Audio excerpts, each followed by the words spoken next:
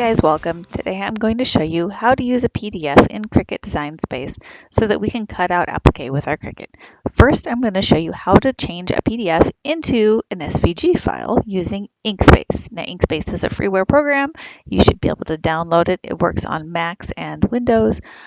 So anyway, we open Inkspace and the first thing we do is we need to go find our PDF template. Here I'm going to open one that is for applique, for a quilt.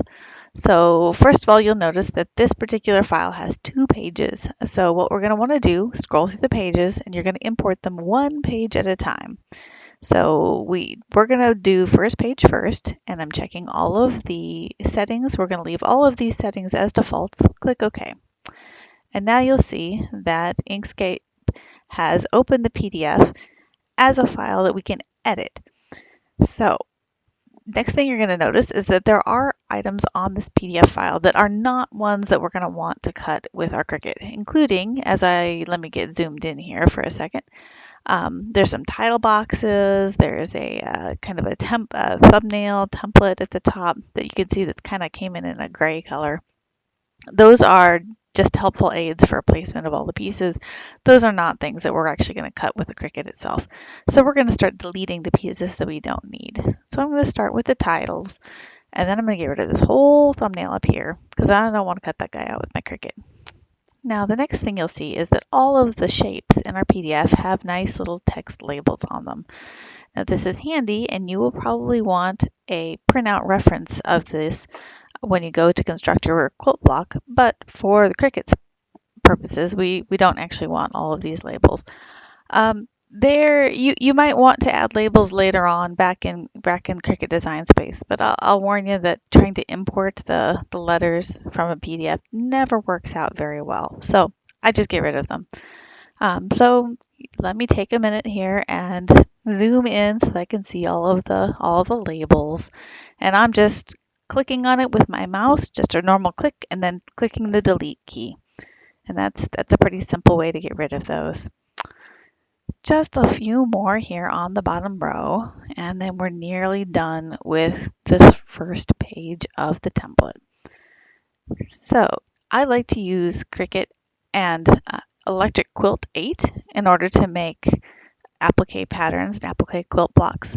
So this is one of the methods that I've used frequently. Oh, here, one more thing. I found this light gray line kind of hanging out on the side of that PDF. It's some kind of artifact that was in the file. Don't want to keep it. So I deleted it. So now save as. Now in the save as, there's a lot of options for file type. I'm going with just a plain SVG. The Inkscape specific one would probably also work. Usually you just want something that's as simple as possible for Cricut Design Space to be able to import. And now I'm going to give it a name, making sure I remember that this is my page 1, and click Save. All right, so next up, I'm going to show you the same procedure for page 2, but I'm going to show it to you with Adobe Illustrator. Adobe Illustrator is a wonderful program. It does everything that Inkscape does, maybe a few more things. It can be a little pricey, so if it's not in your price range, not in your budget, then stick with Inkscape. But this is a very popular vector graphic program. So here I'm going to import page 2. Now page 2 has additional shapes, and I'm going to do much the same process that I did with Inkscape. First, that pesky layers panel is kind of on top, so I'll get rid of that in a minute.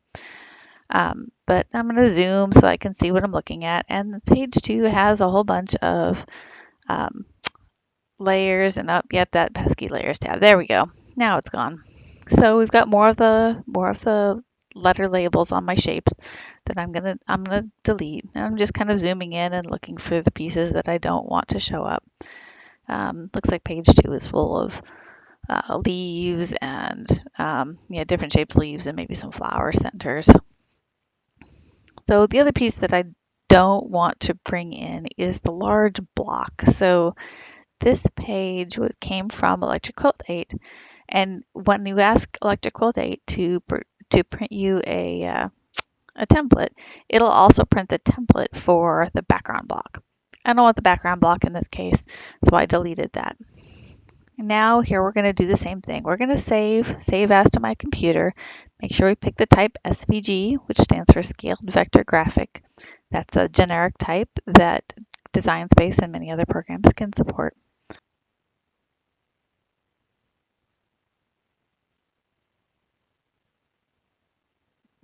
All right, we're all saved. Next up, we open Cricut Design Space. Now make sure you're looking at the canvas view. Keep in mind, Cricut makes updates to their software frequently, so if yours looks a little different from mine, don't panic. All the options should be there, they just might have moved around. So we're going to click the Upload button and tell it we want to upload our own image. Now I'm going to get ready to drag and drop my files. I have my tulips page 1 and tulips page 2. We're going to open them one at a time. It's going to give me an error about text elements, and I think I deleted them all, but just in case, it may have found an extra label. I don't care. Add an image name and tags if you wanted to, and then we're going to do the same thing with page 2. Drag it in there. I don't care about any text that it found. It can delete it. And yep, we're done uploading. It was fast. So now I'm going to select the 2 files that I just uploaded and add them to my canvas.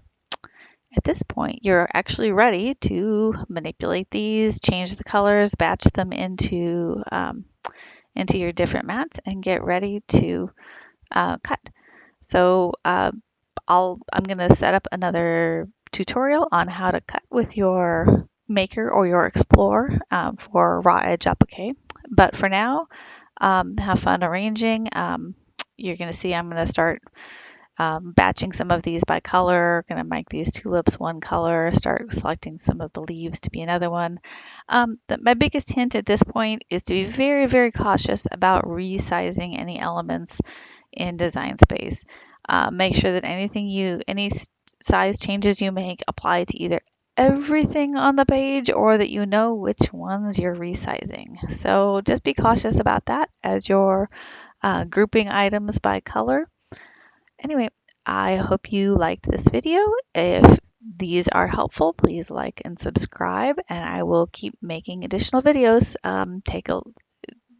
Watch out for the part 2 of this series, which will show you how to actually cut this quilt block with your Cricut. Thank you very much.